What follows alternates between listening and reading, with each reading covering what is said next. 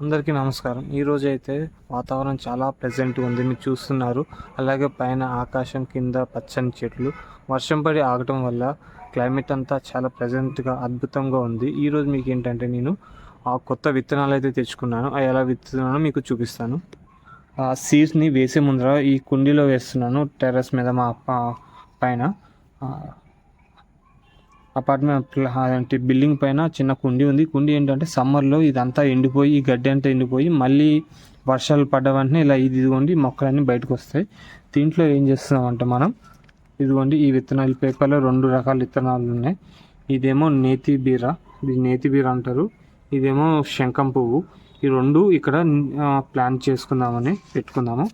First అయితే మనం దీంట్లో వస్తాయో లేదో తెలియదు, కానీ చిన్న హోల్స్ చేసుకుని 4-5 హోల్స్ చేసుకొని దానిలో ఒక్కొక్కటి వేసుకున్నాము.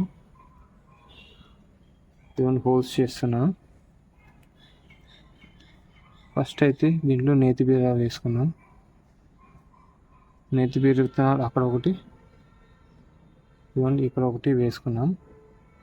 దీంట్లో అయితే ఇప్పుడు నీళ్ళు అయితే ఏం అవసరం లేదు, ఎందుకంటే రోజు వర్షం పడుతుంది కదా. వర్షం పడినప్పుడు ఆటోమేటిక్గా అది వస్తుంది.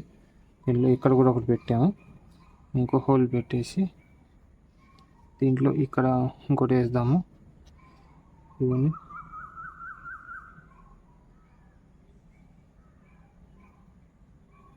ఏంటంటే వర్షం పడగానే ఆటోమేటిక్గా వచ్చేస్తుంది. అసలు ఈ గడ్డిని తట్టుకుని వస్తుందో లేదో కూడా చేద్దాము. ఇక్కడ ఏదో మనకి నేలవేరు అనుకుంటా, ఇది నేలసిరేది అంటారు దీన్ని.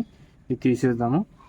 ఇప్పుడైతే నాకు దీంట్లో వస్తుందో రాదో తెలియదు, కొన్ని రోజులైతే ఆగితే తెలుస్తుంది మనకి చెట్టు వస్తుంది, మొక్కలు 2 వస్తున్నాయి.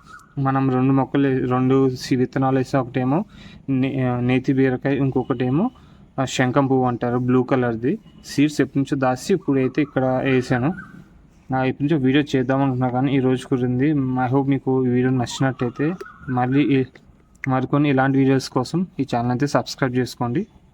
మీకు ఏమైనా నాకేమైనా సజెస్ట్ చేయాలంటే కామెంట్ చేయండి.